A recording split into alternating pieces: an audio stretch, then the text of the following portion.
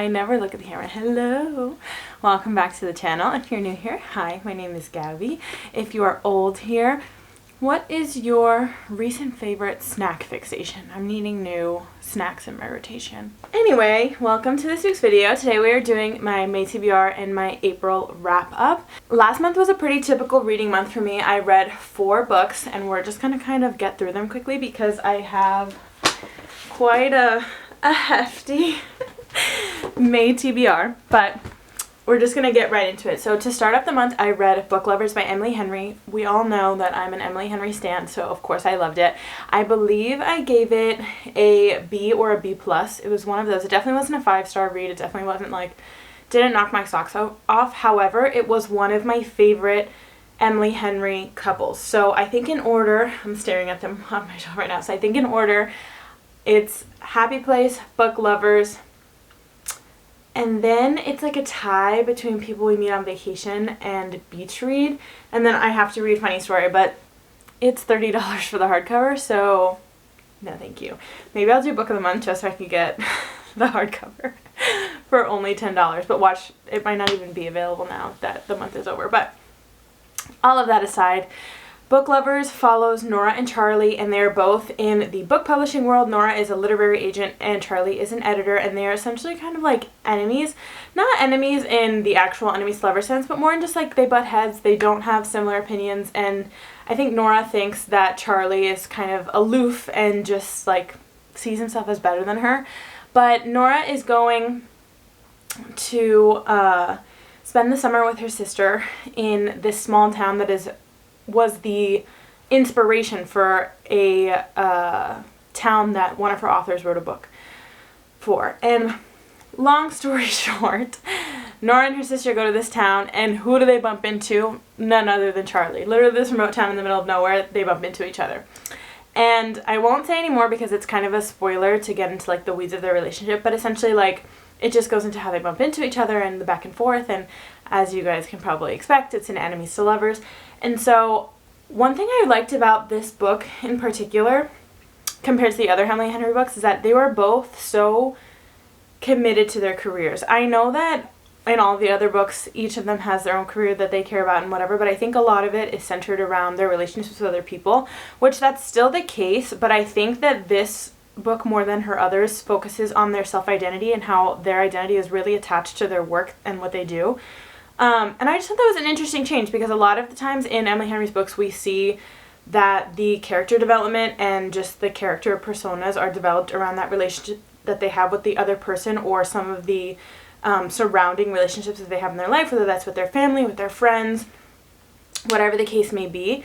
And I really just like that this one was really focused on them. I also really liked Nora as a character. I think she's really self-assured. I think she's really confident. And it was just nice to see that because I think in some of her other books we see that the FMC is almost a little like nervous and unsure of herself and like still trying to find her way in the world. And I think Nora is really self-assured and is trying to find her way through the situation, not necessarily in coming into her own. She has a really good idea of who she is, and she's just trying to figure out what the next step is going to be, as opposed to like trying to discern who she is as she continues to grow up. So I really liked Book Lovers by Emily Henry. Then I read Something Borrowed by Emily Giffin. That was in, I believe I did a reading blog with Caraval and Something Borrowed. Caraval is the next one on this list. I actually read them in the reverse order. I read Caraval first, but Something Borrowed by Emily Giffin. This is a cheating trope, and I thought I was going to hate it. Because a lot of times cheating trope is like surrounded by the mess that the cheating creates. And this so much more was less about the mess and more about like the individual experience of the FMC. So essentially the FMC, her best friend's fiance is the one that she cheats with.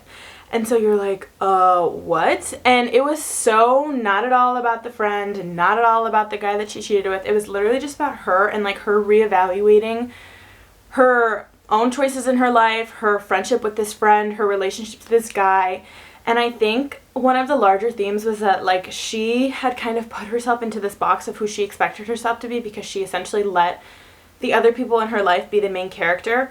And she's now like, wait, maybe I was viewing those situations incorrectly, or maybe I just like, she was seeing her whole life from another angle, and I really appreciated that. And the drama, there was a little bit of drama, but it wasn't to the point where I was like anxious reading the book, which is what I was worried about. And it was just like, it was so nice. It was definitely a different style than what is common in like today's cheating trope romances. It was definitely more like day in the life, slower pace, and that kind of stuff. It was also published in 2004, so it was funny to see that like they only call each other on a landline and they email each other and all of those things. But I really enjoyed it. I gave it a solid B. I would definitely recommend it to somebody who's looking to read. If you've never read a cheating trope, I definitely recommend it as one that was like a good entry level, and it definitely makes me more open to the idea. And it was just really, really well written. And yeah, so Something Borrowed by Emily Giffin. Then I read Caraval by Stephanie Garber. This is the first book in a trilogy. It's Caraval, Legendary, and Finale. And I gave a lot of my thoughts. I gave a lot of my thoughts on Something Borrowed as well in that reading vlog. So if you want to see a little bit more, I would definitely recommend that you go and watch that reading vlog. But I really enjoyed Stephanie Garber's writing. I think it was a really nice palate cleanser. It's a YA fantasy, and essentially Caraval is this like kind of like a circus, but more of like an immersive experience that comes around every single year, and our main character has been writing to the like leader or the head of Caraval, asking him to come to her town, and just that her and her sister can experience something magical. And essentially what takes place is that her and her sister end up getting invited, and you see all that kind of transpires from them being in this world. And what I really liked about Stephanie Garber's writing style that I said in my reading video, in my reading blog, is that she really leaves it up to your imagination. So there's definitely the framework of the setting and of like the character descriptions and of like what they're wearing and all those things. She's definitely setting the scene, but a lot of it leaves room for interpretation. I find that especially in adult fantasy and in high fantasy, obviously, there's so much context that's needed that they literally spell every single thing out to you. You can see a perfect picture of somebody in your brain. And while that's amazing, sometimes I missed this like imaginative quality that I was able to have in reading Caraval, because she leaves you the ability to kind of fill in those gaps for yourself. So I really liked Caraval. I believe I gave that one a B or B+. It was definitely enough to entice me to read the second book, but it wasn't my favorite fantasy of the year. It was definitely, like I said, a great palate cleanser, a great YA. I would definitely read this series. This is also an interconnected series to the Once Upon a Broken Heart series, and that's why I started reading this, because I eventually want to get to that.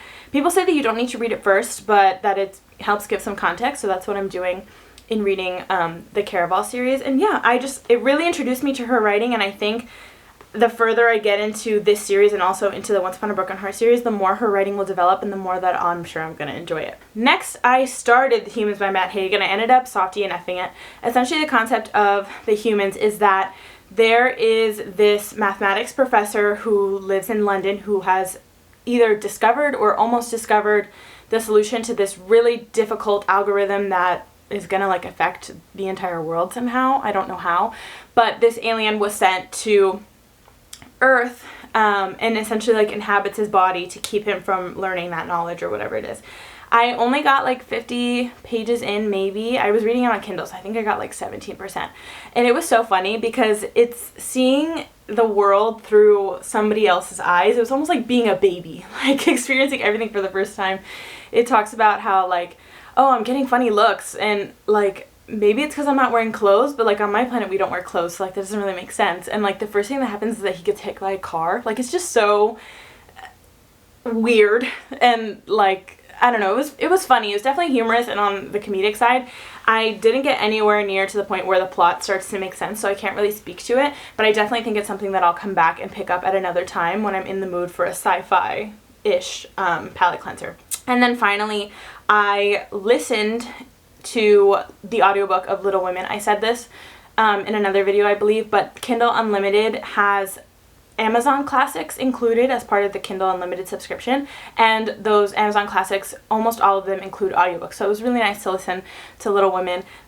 Little Women follows the story of a little family and essentially goes almost throughout the entirety of their adult lives as like they're growing into young women. And so there's is there 4 or 5 sisters? Meg, Beth, Jo, Amy. There's 4 sisters. and their father is serving in the war, and so it goes through their life there. And I can't speak to it so much just because it spans like almost the entirety of their adult lives. There's little that you can say that isn't kind of like a spoiler, but it was really refreshing to just see like kind of a day in the life, but just of such a simplistic life. And each of the characters is learning they're developing their morals, they're coming into their own moral compass and like deciding the kind of women that they want to be in the world, and each of them complements the other's personalities so well. And I felt myself like learning lessons and just, I don't know, realizing things about my own life, about like being virtuous and being patient and soft-tempered and kind and loving and all these things. And it just like, I felt like I was one of the sisters, and so it was really a really wonderful reading experience. I definitely add that to one of my favorite books of all time, and definitely one of my favorite classics. And then I didn't get to anything else on my TBR. I did start a reread of Beach Read. I'm about halfway through. I realized that I couldn't really remember what happens in Beach Read. Essentially, these two authors who were rivals in college become neighbors in this small town in Michigan, and it kind of delves into their relationship a little bit in college. Not their literal relationship, but just like their academic rivalry in college. And then they're both kind of in a writing slump, so they challenge each other to write in the other's style. So whoever gets a book deal first obviously wins, and then the other person who lost has to promote that person's book and all of those things. And Emily Henry is the queen of banter, and this book is what made me fall in love with her writing style. I believe it was the first Emily Henry book I read. Like I said, this and People We Meet on Vacation are... Oh, actually, it's the second one I read. I read People We Meet on Vacation first. And this is the one that like really turned me towards her writing style and wanting to read more and more of her books. But I just don't know if I really am liking it as much as I did the first time around. But granted, I'm more still in the context part as opposed to like the them creating a relationship part. So we'll see how that goes, because I plan on finishing that in the near future. But now we're into my May TBR. I'm excited about this. I was literally thinking to myself, like, I have no idea what I want to read in May. Like, it's definitely going to be a mood reading month just because I'm trying to be out and about this month. Like, I'm trying to do activities. My family's coming to visit for a couple days. And I don't know, I'm just in the mood to be, like, bopping around, living life, being outside. So we're going to see. But as I was looking through my shelves, I literally came out with 8 books that I thought I was going to read. So we'll see how it goes. But starting in the audiobook thread, I have Sense and Sensibility by Jane Austen. This is another one that's included in the Kindle Unlimited, both the audio version and the ebook version. But then I found this at my local library, so I thought it would be cute. This is like literally going to fit in my purse, if you can see size comparison to my hand. It's literally the size of my hand. So it'll fit in my purse, and I thought it would be nice to have an audiobook that I can just listen to when I'm driving or cleaning or whatever the case may be. I'm not quite sure. I believe this is two sisters trying to find love, and they're like in that time period where you got married off based on money, kind of similar to Pride and Prejudice. So we'll see how it goes. I know very little about this, but I love Pride and Prejudice by Jane Austen, so I just wanted to read another book from her. Would you call it a backlist since it's literally classic? I don't know. Then we have The Sun Is Also a Star. This has been on my shelves for a really long time, and I just looked it up. I'm going to read the description that I found online because I thought that it was a really good little blurb, and it says, this book explores the ways in which we are all connected and the ways in which people across all walks of life have much more in common than they think they do. So I believe the FMC's family is about to get deported to Jamaica. That's what it literally says on the back. And the MMC is somebody who I guess maybe is trying to decide what they're going to do in life and like maybe wants to take a risk in their career. It is young adult, so obviously they're probably young. I don't know how young they are. But I don't know. This cover looks cute. It says that it's also a movie. And I don't know, it's just been kind of staring me in the face, and this is definitely judging a book by its cover, but I wanted to include it in one of my possible reads for this month. Then I have Artemis by Andy Weir. I wanted to give myself a sci-fi option for the month. I've been wanting to read this for so long, but this is based on a lunar colony. So this woman lives in a lunar colony, and it says she's been trying to get rich. She wants to be rich just like everybody and their mom, right? Everybody dreams of being a billionaire. And it says, when a chance at a huge score finally comes her way, Jazz can't say no. But engineering the perfect crime is just the start of all her problems, because her little heist is about to land her in the middle of a conspiracy for control of Artemis itself. I thought that sounded really interesting. A heist, planning, like, you know, the lead up to an overthrow, it getting a little bit messy, the sci-fi aspect of them being on a lunar colony and all of those things. I thought it sounded interesting. And I also have this book that I can buddy read with a friend, so I'm going to reach out to her and see if she wants to buddy read it this month. She is a very busy gal, unlike my nurse friend. This is actually her sister. She's a tattoo artist, and I'll put her tag on the screens, because if you're in Miami, definitely go see her. She's so super talented. But like I said, she's a busy girl, so we'll see if she can read it with me. But Artemis by Andy Weir. Then we have The Book Thief by Marcus Zuzak. I got this at the thrift store. It was literally $1, and I remember reading it when I was in like middle school or early high school, and I cannot for the life of me remember what it was about. I believe it takes place in Nazi Germany, and it has to do with the book burning that happened in Germany as well. Let's see. By her brother's graveside, Liesel's life is changed when she picks up a single object partially hidden in the snow. It's the gravedigger's handbook, left there by accident, and it is her first act of book thievery. She begins a love affair with books and words.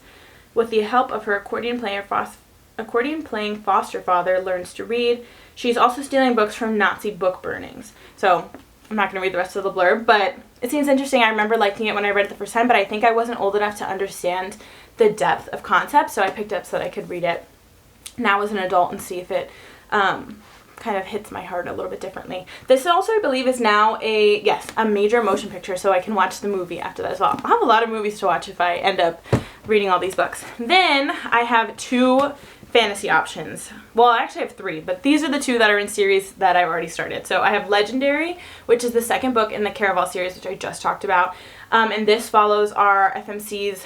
Actually, I can't tell you because that's a spoiler. It follows another character from the first book, and I actually have no idea what happens because I haven't even read the blurb, but it's the second book in that series, and I believe it focuses more on the creator of Caraval and like maybe his origin story and just who he's become now. It is said in the first book that there is like, he got magic, but it's kind of a trade for his soul. It's not written exactly like that, but basically like he wanted fame and fortune, and in turn he's becoming like a worse and worse person. So I'm thinking that it follows him. And then I also have Throne of Glass by Sarah J. Maas. I read Assassin's Blade, I want to say 2 months ago, and I really enjoyed it. However, that's a novella, and it was multiple novellas in one book, and it was really fast paced. I started Throne of Glass, and it was so slow that I just had to stop because I didn't really care about our FMC that much, even though I had read so much about her already. But I really want to encourage myself to like get into it because I've heard that Throne of Glass is such a good series. And so yeah, I'm going to decide between continuing one of these 2 series or maybe both. Maybe I'll do a reading vlog of like continuing series that I've started. So let me know if you guys want to see that in a reading vlog.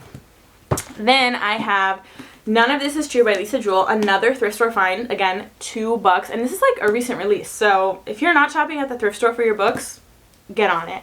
This one, I want to say, is based on a famous podcaster, and I thought that was really interesting. I wanted to listen to the audiobook of it, and you know who read this? I feel like Lauren Sidney, or Lauren's Book Corner on Instagram. I think that's her @ I love her channel, and she gives the best reviews because she's so brutally honest. I can't remember if she liked or disliked this book, but it seemed intriguing to me nonetheless. It says, when a famous podcaster interviews a stranger promising to divulge the story of a lifetime, secrets emerge that threaten to expose the truth of the lives they've both worked hard to project and protect. So I love when people are not who they appear to be. I love the idea of it like coming to life on a podcast. I think it ties in the modern element of a podcast without it being, and I've talked about this before, I kind of hate when there are modern references just because I think it makes a book lose the timelessness of itself, but I think that this is a really great way to wrap in that modern thread. I've read one of Lisa Jewell's books before. I think it's called Then She Was Gone, and it was so unsettling. I kind of hated it just because it made me feel so icky, but then it's also like it made me feel such a way that like clearly it was good, you know? So None of This Is True by Lisa Jewell. I also love a book when you read the whole thing and at the end it's like, and it was all a lie, and here's every single point where I made you believe something and that wasn't the truth, and here's what was happening in the background. Love those. And then finally, a library find, which again, if you're not shopping at the thrift store, if you're not going to the library, what are you doing? Get on it. Gilded by Marissa Meyer. This is, I believe, delves into the story of Rumpelstiltskin. I read Heartless by Marissa Meyer, which is the like origin story and a fantasy retelling of the Queen of Hearts, and I loved that book. I love Marissa Meyer's writing style. So this goes into the backstory of Rumpelstiltskin. I believe there's I've only read like the first couple pages, and I believe there's a young woman who I think her father like wished to have a daughter or something like that, and so she has magic in her body, or I don't know. So she tells stories, but you can't discern whether or not they're fact or fiction, and it's like people in the town don't have magic, and so they think that it's like a terrible quality that she's able to spin these stories, so to speak. I don't know how Rumpelstiltskin gets involved. Let's see. This blurb is kind of long. Give me 1 second.